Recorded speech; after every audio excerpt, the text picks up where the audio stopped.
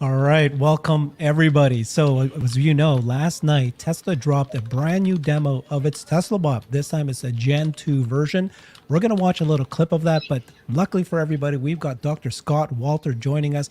We also have Brian White from My Tesla Weekend. He and I have been doing these co-streams. Check out his YouTube channel. But Dr. Scott Walter, he is the expert in robotics. He and I have done many videos now on not only Tesla bot, but many other bots. And he's a founder of two robotic companies. Scott, if you can, please introduce yourself to the folks here. Yeah, hello, I'm Scott Walter, and a lot of you probably already know me from some of my X posts about the Tesla bot over the past year or so, and also a lot of the videos we've done together with Herbert, one of your better performing videos explaining how Tesla bot actually works. And we now have a new generation, which is going to be very different. And if it seems a little bit noisy behind me, it's because I'm coming to you from Zurich, actually on the opera plots by the Zurich Opera, where they have what they call the Christmas market or the Weihnachtsmarkt. So there's a little bit of noise around here and everything and some commotion, but hopefully everyone will enjoy the background because we got quite the early Christmas present today, didn't we, Brian and Herbert? The early Christmas present. Let's go ahead and watch this minute demo, and then we're going to get your reaction to it because you actually have found a couple nuggets. That's quite interesting. Okay, so nice little contrast between the two. So we can see the evolution over a short period of time here. And definitely right away, I could see the feet and the knees. Something is coming out there. And the hands, I knew, oh, the hands are going to be different. And then, of course, we start to see the branding already on this particular version. Now, when I first saw this video this morning, I wasn't sure if I was being sent a hoax account. I had to double check it actually was coming from the Tesla Optimus account. I verified everything was right because it was just almost too good to believe that they had come up with something this different. And then I was looking at this, I thought, okay, someone out there must have gone ahead and CGI'd this, right? Over the old one. No, they didn't. And just look at that. What's happening with the feet there, the toe off, the heel strike, walking much more confidently. And we'll do a breakdown frame by frame. But again, looking at the squatting, I mean, how many of you can actually do the squat properly without falling over and losing your balance? You've got to learn the trick of putting your hands out there to be able to do it slowly, as well as what we're seeing here with the hands. The hands are so much quicker, more dexterous, and doing, which is the test, and that is coming up with a robotic gripper that can actually grab an egg without breaking it, yet also be strong enough to lift up something, firmer or heavier, like, tooling or a hammer or a box or something like that. It's very difficult to have a gripper which is able to do both of those things. So that's considered the ultimate test. And of course, we could see based on this, there's at least two of them. All right. So we know they've been able to make more than one. And I'm assuming it's a lot easier to manufacture these than it was the first generation bot. I'm going to go ahead and show the evolution first of when these bots came out, and then we're going to go frame by frame. So let's watch this. This is August 2021. They just released this, and they showed a human in a dancing costume saying that they're going to do Tesla bot. And I don't know. I was pretty embarrassed about it. I didn't think they should have done this at all. But the funny thing is now, 2023, this dancing bot, it's looking very close to that original. Very close. Very close. I have to admit, it kind of dances like I do, kind of keeping the feet planted on the ground and not doing a whole lot. So yeah, I guess that's pretty impressive dancing based on my standard. Not quite the same as the suited up dancer that we had there. But the other things you'll notice is that this version looks a lot closer to the original concept. Yeah. Because the Gen 1, you're like, whoa, that's strikingly different. Okay, they've got a humanoid bot, but it's not quite what we expected. And then again, looking back in September, they're already showing off what it could do when we were just assuming, oh, they're sticking with this design. This is one they're moving ahead with because look at how much they've been able to do in September. Yet here we go, a couple of months later, they have something. Now, in September, they just didn't decide to pivot and work on this other bot. They've been fine-tuning it for a while, and Elon gave us that hint back in May when he talked about the Tesla-designed actuators. Remember, we were shaking our heads and saying, well, wait a minute, the Gen 1, aren't those the Tesla-designed actuators? And I guess they were kind of designed, but they were probably the early prototypes of what they wanted to have. But what the refined versions, as he was saying, lighter and tighter, was in the works. And they're getting everything ready to go. And look at this. When they came out with it, it's already able to do a lot. Because remember when the Gen bot came out after Bumblebee, the Gen 1 bot, it couldn't do anything. They were like, in a few weeks it'll start walking. So sometimes when you make that leap forward, you also kind of slide back a bit. They didn't slide back. They're moving ahead with that new design. Well, I'd love for you to compare the Optimus Gen 1, which is March, which is like, what, 9 months ago, to Gen 2. This is Gen 1. And last night, Brian and I with Hans were evaluating this, and we were wondering if the torso had changed. But before you answer that, why don't we go ahead and go clip by clip, and you share every little detail. It hasn't changed, it's improved. Okay, first thing, so we see the feet and the knees, so I'm covering there, and the hands there. If you look at the hands, you will note, so that when we go to the first one, the feet, we're going to see a bit more in the feet, better covering there. So that's already telling you, they're getting it ready to be more, let's say, user-friendly within the environment, to make sure things are covered up, that you're not going to be snagging on things aren't going to getting in there, you're not going to have the pinch points. So better protection. So that was kind of a hint. And we could also see the quick glimpse from the feet that were down there and the hand. Now that hand, I have seen that hand before, and so have you. And that hand looks an awful lot like the original prototype hand. If you go back to AI Day 1, when they revealed the original one, the hand kind of looked like that. And then they came out with the other versions like, it's not quite like it. So you'll notice there are some design elements that are very similar. So they have definitely evolved this a little bit. And we'll definitely get into it when they start to show what's going on with the hand. So this is the teaser or the trailer for the video itself. Yeah, everything that's going on. The neck. What about the neck there? Oh yeah, the neck. I mean, it's like, okay, what's that? It's nice. It's the nice mesh. It's kind of covered up there. Is that going to be revealing something that's going on that we weren't expecting? And of course, the very first thing we see when it starts the first movement it does is in the neck before anything else. And as we recall, that's the lighting there might partly be to tell you a little bit about the status that it's in. So if it's like flashing red, that means there's something wrong and need to be fixed, or green that it's operating, or it's in a waiting state. So it might be similar to some like the light trees that you typically see in the factory floor to be able to tell what kind of state that it's in. That might be part of the reason. So it's not just mood lighting and not just that it looks cool, but actually will have some sort of function on the floor to let you know the state that it's in. Neck movement, Scott, neck movement. Yes. So the first thing, that's the thing that I said, holy cow, the neck moved. And then it's looking at its hands. And I have a couple of theories on why the neck is moving. One of them is it just makes it easier for it to track objects and to really look at it. So they're probably able to see that, sometimes it's out of its field of view. It might be nicer to have that. The other is when they were training it telerobotically, remember the operator was moving his head, but the bot could not. Yeah. So the bot was being trained. Well, wait a minute, you're showing me a field of view that does not match what I'm being trained. So they probably realized, we had to put that neck movement back in there. At that point, they probably decided it was easy enough to do. And I have a theory of the actuators they're using. Remember the actuators on the wrist? There was one actuator that actually causes the wrist to do that kind of roll movement. Yeah. And that's the only place that was being used. And it was a low power, low torque actuator. I'm like, man, that's a lot of effort to design a bespoke actuator for just one movement. All the others are used in more than one place. And I thought, I bet it has enough torque to go in the neck. So they probably have two of the same ones there in the neck. I bet that's what that low torque rotor actuator. Yes. 2 degrees of freedom. The neck. 2 degrees of freedom. They can be stacked easily because it had weird protuberances coming out of it. They're like, what are those things for? Except to be able to stack them together with another one, some kind of combination later on. So that's my suspicion, is that's why they're in there. And of course, the neck looks really nice. It's only 2 degrees of freedom. It still can't do this movement, the back and forth movement, which I jokingly say means it won't be able to do a proper header in soccer. So it will still suck in soccer. But you don't really need that. It's not that important a movement to have.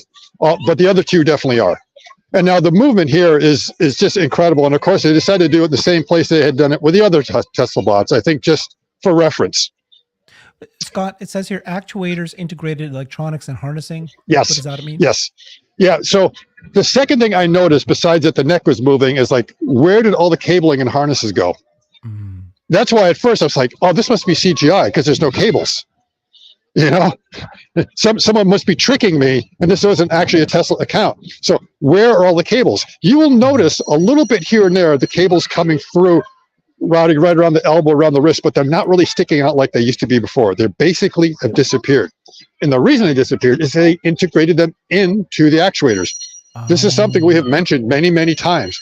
My suspicion was they were going to clean that up, and one of the ways of cleaning it up is to make it part of the actuator design. So, sure enough, they listened to me. No, they didn't listen to me. They probably was already in the game plan to go ahead and do something like that. And of course, they've integrated the sensors in there, which was always part of the original design.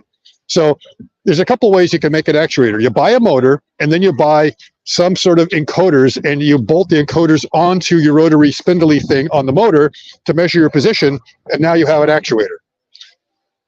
So the idea is that rather than having it like two things you bolt together, why not just integrate it into the package to begin with, since that's your desire to have some sort of sensoring in your actuator. And that's important because we need to get the position and we need to get the torque information.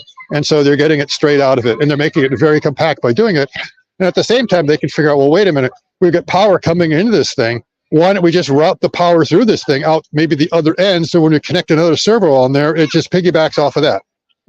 So that would be one way of being able to route your harnessing and cabling and from all your power through that without having to have some sort of external cable that's just going to snag and going to be a problem. It also means putting this thing together is going to be a lot easier. The manufacturability, everything will be a lot easier.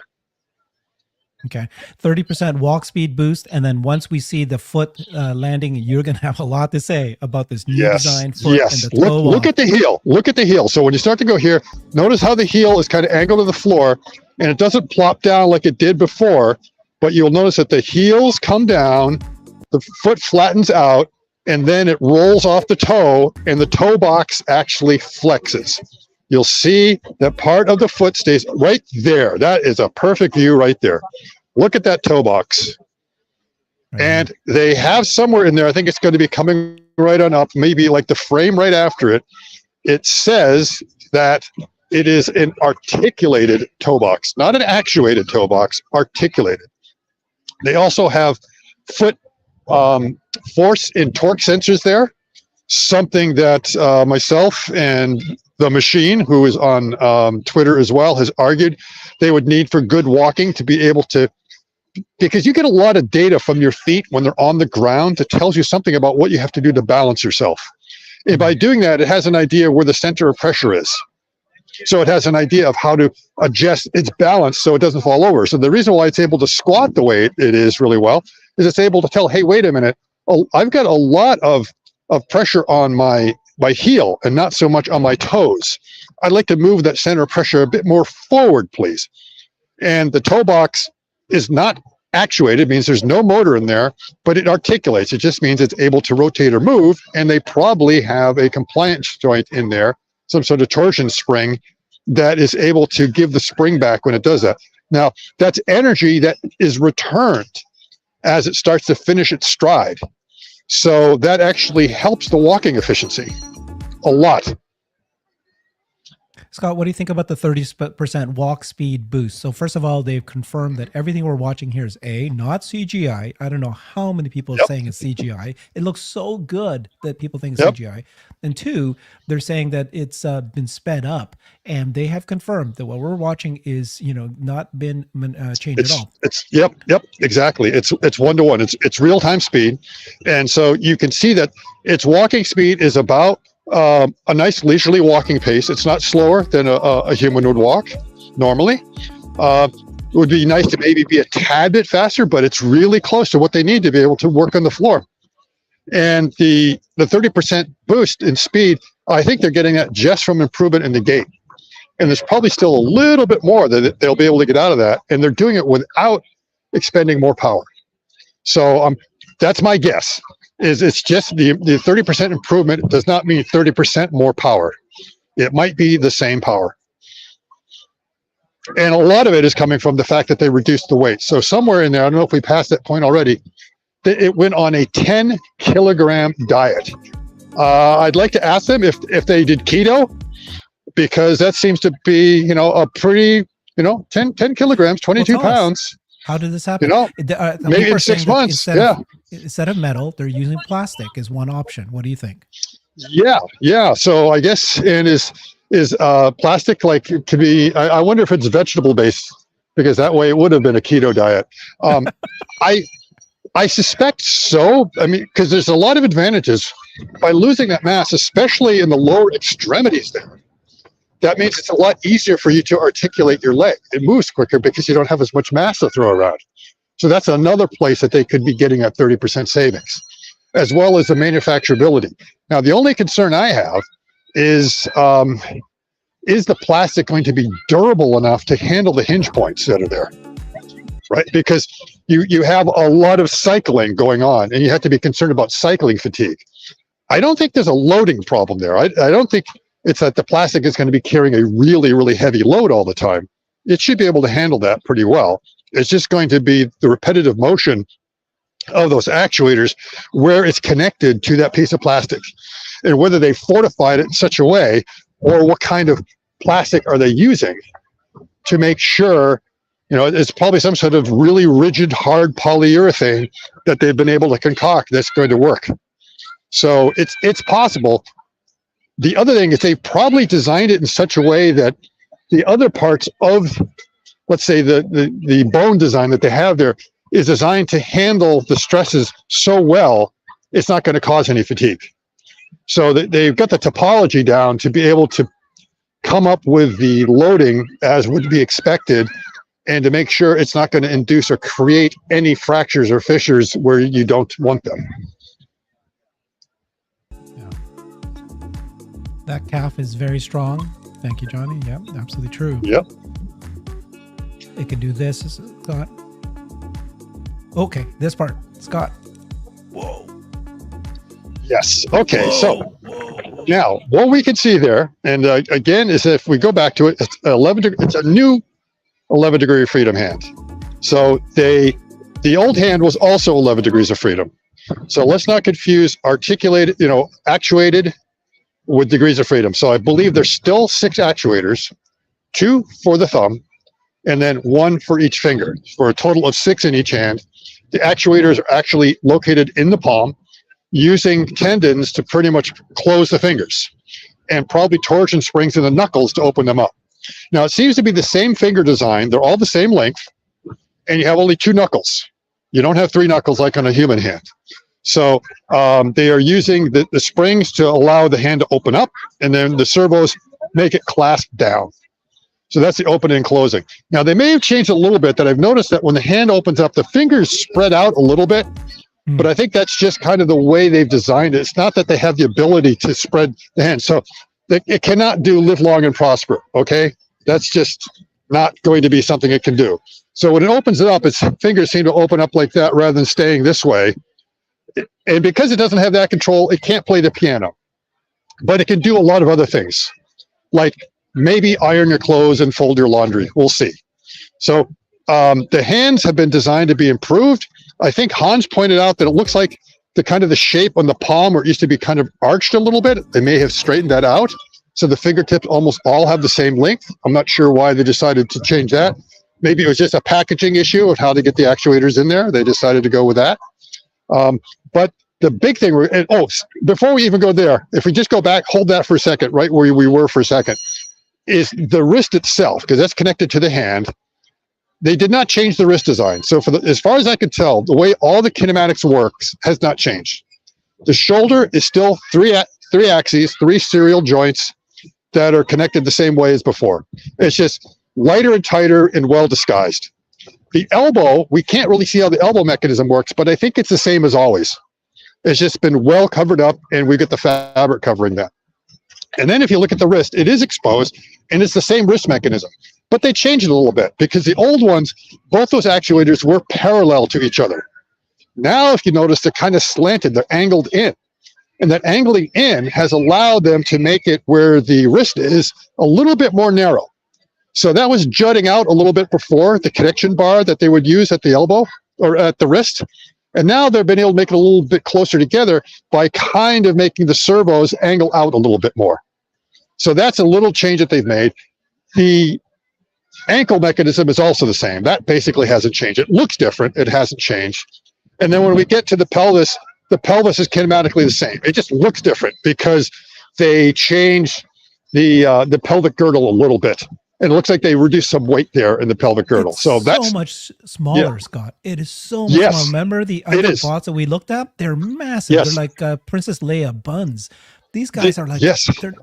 I think they're just almost like, I thought maybe they could be the same as the shoulders, but it is a little bit bigger than the shoulders. They might be different actuators, but let's say they're stacked the way they were before.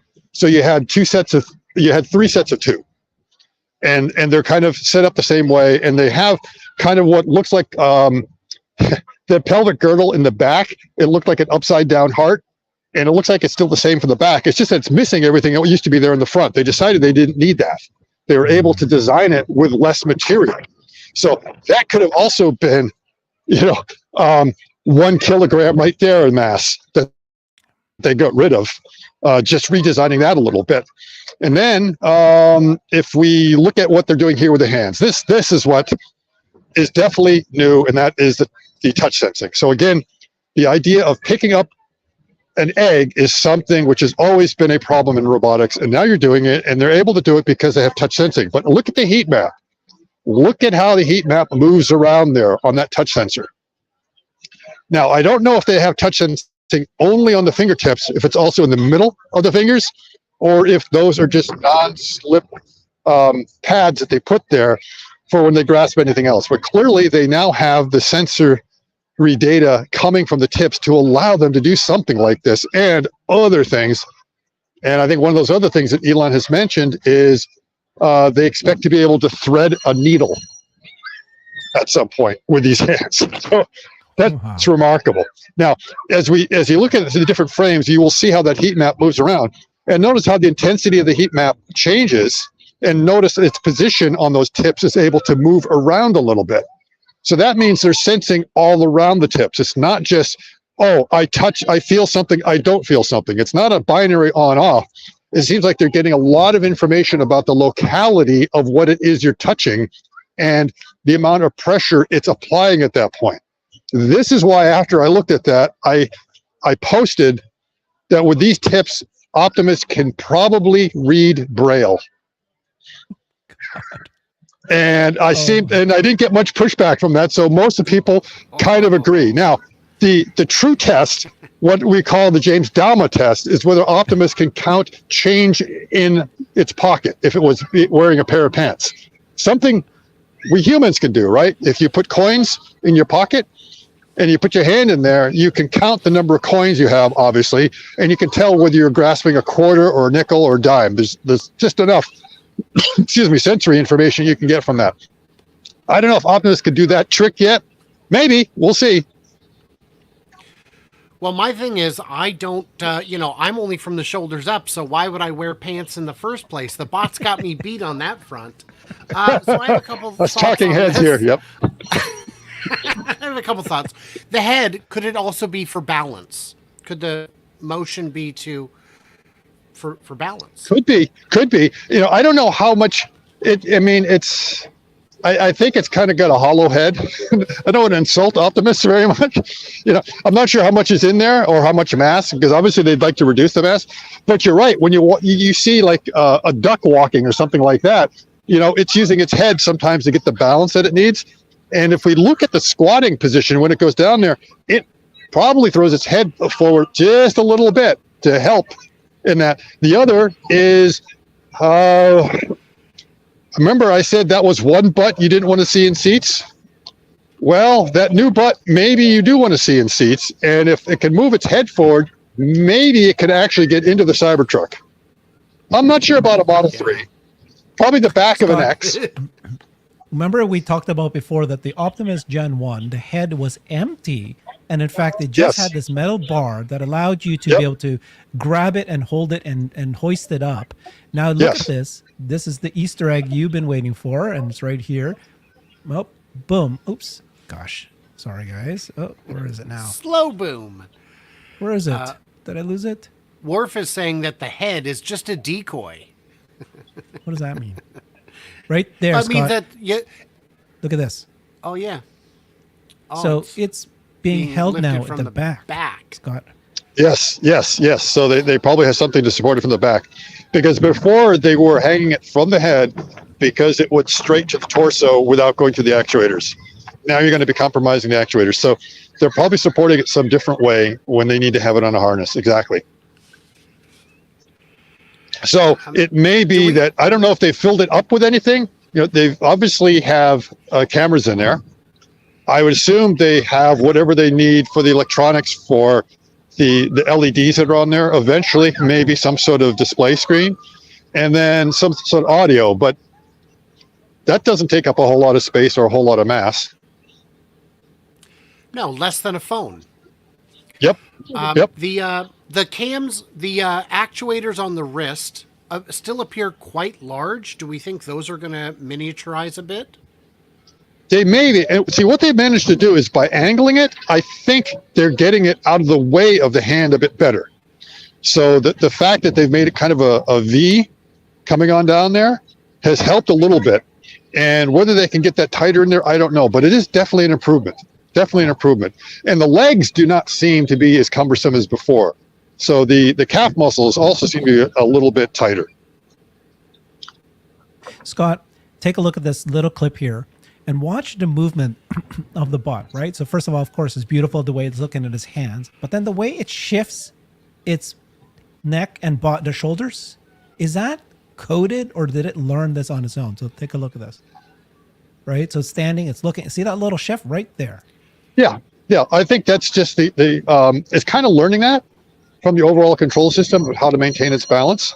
So it's probably, its main thing it's trying to do is it's trying to make sure I don't fall over, so stay up.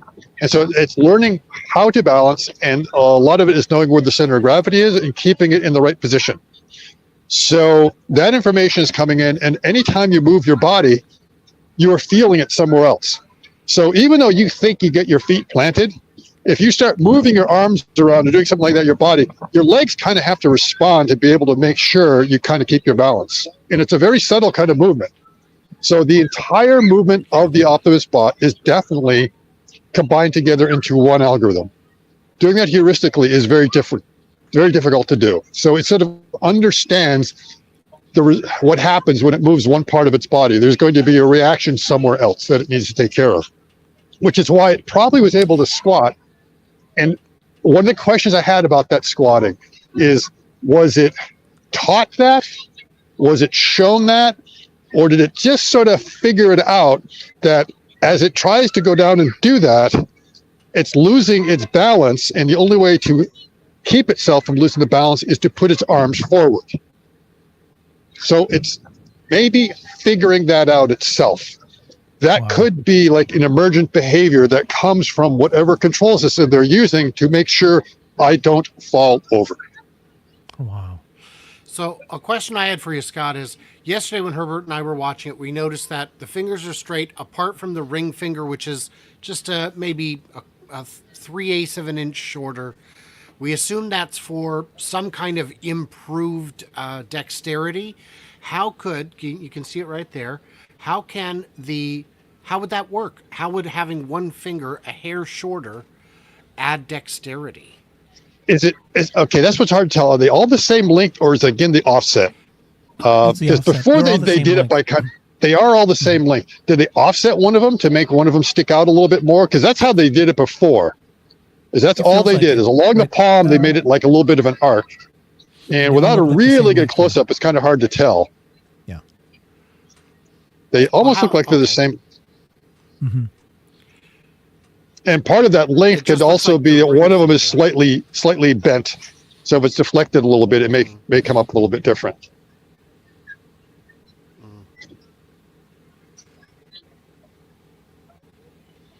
Boy. Scott, why don't you explain this bit right here? So you think that because the bot actually has the Tesla logo on it, Yeah, it just that when I saw that, I said, "Wait a minute! They decided to start branding this thing. They didn't put the logo on the other bots. Now the closest they got with Gen 1 is they put the belt buckle. Oh, that was really nice, but they didn't have it on there, even though the initial prototype did. So you remember, well, the proposal 2 years ago, that one kind of had it emblazoned on there, and that's what everyone was expecting. So when the Gen 1 came out, it's like, why haven't they bothered to put it on there? It's because they're too busy taking care of everything else with the bot. Let's not worry about getting the stencils out and putting the logo on there or designing it for that. So now that it's sort of showing up, makes me wonder if that is saying, yeah, we're really happy with this design and we're going to go with it for now. Still going to be tweaking. I'm sure they've already got the Gen 3 design on the board somewhere, thinking about what they're going to do next. But they're probably really quite happy with what they have now. And they're at a state that rather than playing around in the lab and gathering data in the lab, it's time to get it out into the real world and start collecting real world data. And in that case, what I mean, the real world data within the factory, seeing how much manufacturing it's able to do on the factory floor. And then from there, you can start to iterate. But at some point, you have to freeze your design and say, all right, let's check it out. Let's get the information. And if it turns out this isn't a good design, we'll make it better.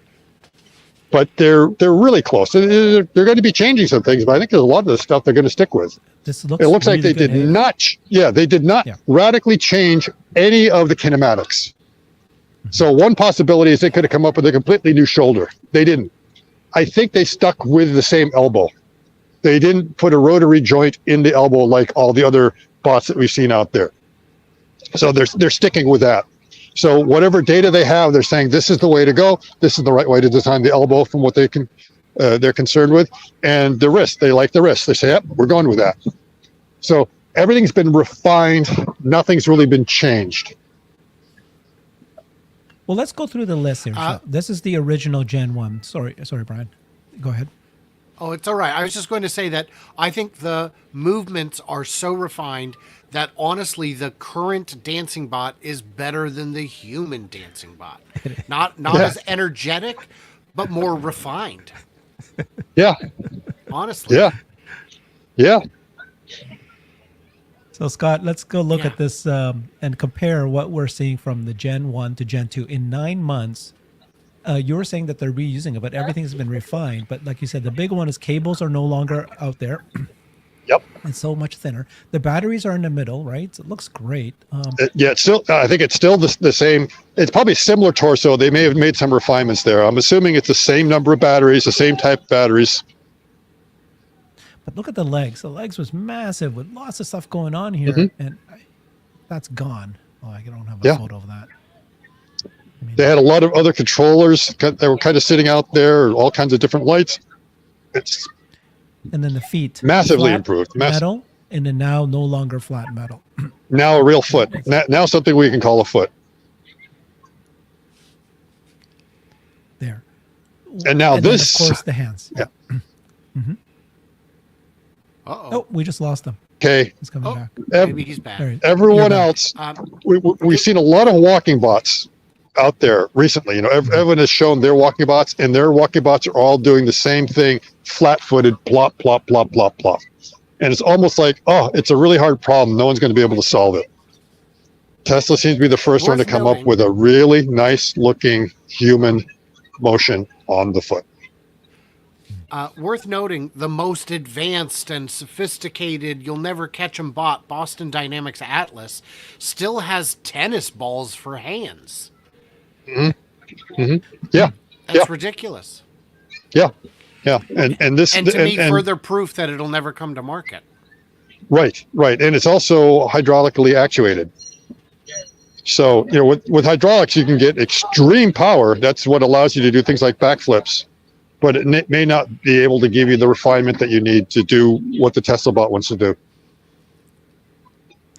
This last scene here, Scott, I know that they always do this, but, they did it in front of a bunch of Cybertrucks, and then now they did it. Do you think this is happening in Hawthorne? Some people are thinking, some people in Fremont. Where is this? Oh, we just lost them again. Hawthorne. No, Hawthorne. No, that would be SpaceX, right? No, it's probably Palo Alto. I'm assuming it's Palo Alto or in Fremont. So the design team is up in Palo Alto, and I don't know how much engineering goes up in Palo Alto regarding the rest of the vehicles. Obviously, manufacturing is in Fremont. Whether they have engineering down there in Fremont, I don't know. So it seems to be the same area for doing this. I don't think it's Texas. You know, It is not. It's. It doesn't look I like don't. Texas. Yeah, I don't think it's Texas at all. So it's one of the two Northern California locations. And if that's Fremont, which, I mean, where would they be? So you have the Cybertruck mules that are going out there doing a lot of testing on. Do you think that's being done in Palo Alto? Or is that being done in Fremont? Because I think we were seeing a lot of them driving around Palo Alto ahead of time, correct? The pilot line was in Fremont. When we saw it on the investor slide deck Right. for Q2, Right. that was inside a sprung structure, which is Fremont. Beyond that, I don't recognize this building from the windows, so I'm not sure where it is. Now, if anybody in the comments has a thought, let us know. This is an interesting building. I wonder if this is a place for employees to come work out and relax, or whether that's something they specially set up for Optimus. Because check it out. Right. It's an exercise studio. It's got exercise balls. It has dumbbells. And what the bot doesn't need dumbbells. Oh, and maybe to measure how much it can practice. Carry. Maybe for practicing, you get the exercise while carrying a load. Mm-hmm. Exercise balls to sit on, to first learn to sit down and to squat without falling down. Maybe to catch. Maybe they're throwing the balls, kicking the balls at it, and seeing how good its balance is. That's the one thing Tesla has not shown us, is they have not shown us the balance test that everyone else has, where they abuse the bot. Mm-hmm. Not happening this here. Just looks like a demo of, look, I'm looking like a human. I mean, I'm exercising. Yeah. It's like similar to when they did this. Oh, look, I can do yoga. I don't know. Yep. That's maybe so. Maybe a little too much. I'm just wondering if that's just maybe it is someplace within the Tesla factory that they have set up for employees that just want to go and work out during lunch or something like that, and they said, that's a good place to test it. What's back here, guys? Come on, Brian, take a look at this. What's back there? Well, what do you mean, the semi? The semi. The semi. There? Yeah. What is it? Yeah, I noticed the semi was there. I was kind of wondering if that was just coincidental or they're trying to tell us something. That's decoration. Just decoration. Yep. Decoration. I know we're trying to find anything we can in a 1 minute clip, this. but Yeah. They do drop little Easter eggs, right, Scott? I mean, there's been a bunch that you found. Right. And these are literally Easter eggs there, showing, picking them up, because that's what all roboticists want to do for their test of a gripper. Can it pick up an egg? Oh, is that right? The only thing I guess I was disappointed is I was expecting it to break the egg and make an omelet. That comes next, I guess.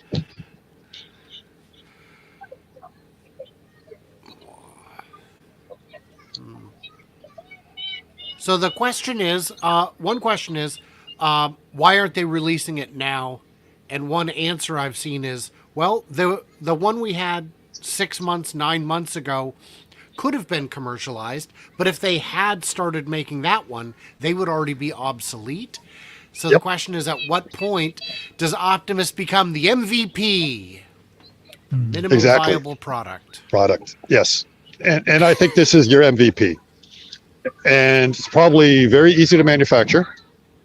We could see, obviously, two of them together dancing. There was the other one sort of in a state of disrepair. If that was the second one that was being built, I don't know. But it looks like they've probably got something set up to be able to start producing these at a reasonable clip. And they may already have more of these Tesla bots out there than the original gen. That, I'm kind of wondering that, whether they've already outpaced and outnumbered the first one. The only question is, when are they going to be ready to scale up to like 100, 500, and 1,000? Whether that's going to be soon or whether they're going to take their time.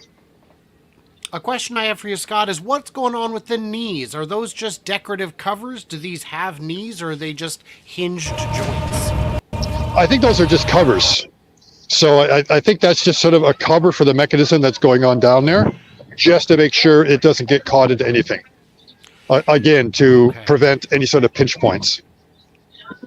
So the mechanism is in behind there, and that's just a cover. All right. Okay.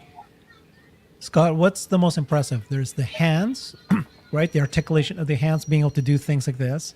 There's the sensing and the fingers. That's brand new. There's the toe off. Anything else that you saw here that was very, very impressive, or just the overall reduction in line? You know, this is now production ready, isn't it? And so it's ready to go. Oh yeah, I mean, there's so much refinement. I mean, so what's the algorithm? Remember the last step of the algorithm? Isn't it something about optimization? I don't know what you mean. Is it? Yeah. So when Elon talks about that, know what your requirements are, right? That's what you start with. Make sure the requirements are less stupid, and you go all the way down it. And the very last one is like optimize. Once you get everything ready, once you're sure with it, optimizing. And they've made a lot of optimizations here. One of them is they've finally figured out how to get rid of the cables. And everyone was worried about the cables early on. I was like, no, don't worry about the cables early on. That's the least of your problems. You've got all these others to solve. Then when you're happy with it, you can start thinking about how to remove the cables. The other thing that's part of the algorithm is remove as many parts until you have to start putting new ones back in. Well, remember, one of the parts they took out was any sort of tactile sensors on the hands. Now they put them back in because they've realized, we took out too many parts. So they started to put a few back in. The foot, again, they didn't wait to optimize. They didn't optimize the foot too early. They said, wait a minute, we've got to learn to be able to walk and do all these other things, take care of those problems. So you keep on going down it. And again, the last step of the optimization is like slap a logo on it. That's like a part you don't need early on, right? Right. The first bunch of T-bots, the first, 799 may not have been ready for prime time, but the T800 looks ready to go out there and kill. Yeah, exactly. Exactly. You're feeding the queue, dude. Oh, I'm sorry. I misspoke. I think honestly, Scott, when you made this post, I know it sounds silly, but look, there's a Tesla bot, there's a Tesla logo on it. I honestly agree with you. This is a big deal. The fact that they put the logo there, just like you said, why bother doing that if they're not ready for this to be at least much further down the line than still a beta, still sitting in the lab. This is ready. This is a signal. And then remember the last quarterly earnings call, it was previous to that, Elon said that, we think we'll have the actuators, Tesla design actuators, ready for scale. He said ready for scale by November. So now it's December. If everything's going along the right path here, these are now ready for scale. This means that we're no longer, right, they're going to build this in numbers, maybe 1,000, whatever number, right? I agree. It's ready for scale because it's designed for scale. Nice. If we're right, if those components that used to be aluminum are now been replaced with some kind of plastic, wow. I mean, that's going to be really quick to build these things. It also means the cost of these things goes down. Where are all the cameras? Because it's using the FSD chip, which is designed for 7, 8, 9 cameras. Where are? I mean, obviously you could put a pair in the head. Where do we have more? No, they showed 6 before. So when we had the teleoperator back in, I think it was the shareholder meeting when they showed the picking of the parts by human and then the picking of the parts by the robot, he was wearing the actual, I guess you could say, camera suite of Optimus on his head. And there were 6 cameras there. So there were 2 where your eyes are, 2 kind of where your ears would be, and 2 that were looking down. The original Tesla bot design showed that there would be 8, and there were actually going to be cameras in the chest itself to give a little bit more. So I'm not seeing that there. I think they just went with 6, and it's just looking through that black glass seems to be where they're mounted. Somebody says there's 8 cameras. Optimus has 8 plus cameras. I'm not sure it has 8. The original design showed 8, but if you look at what came out on one of the previous videos, it only showed 6. Hans says the pelvic girdle on the back looks like a black piece of stamped metal. How do I see Could the be, back? yeah. Where's the back? It's really hard to see the back. The hardest part to see was the pelvic area because there wasn't any good close-ups and it was all black. So it became extremely difficult to really be able to see any detail. So the little glimpses are, it looks like there's been an improvement to the design of the pelvic area to lighten it up and to make those motors a little bit smaller. But I can't really assess much more detail than that.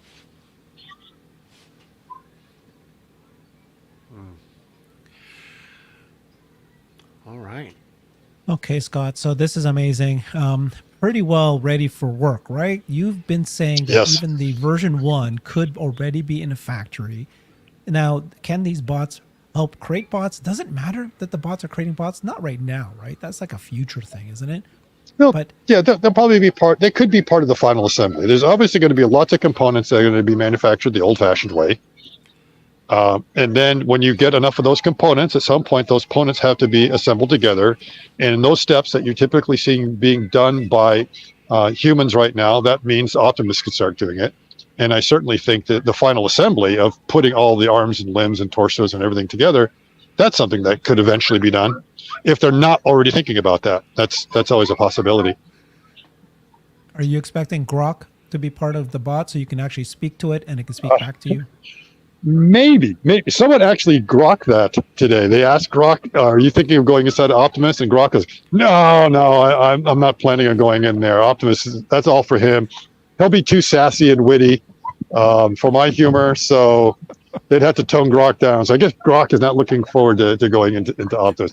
But yeah, I think a large language model makes sense to eventually get in there. And as we know, Grok just makes stuff up anyways, so I wouldn't trust anything Grok says. What's this? It's a little bit of a cable sticking out or something like this. Yep. See this? Yep. What's that? Yep.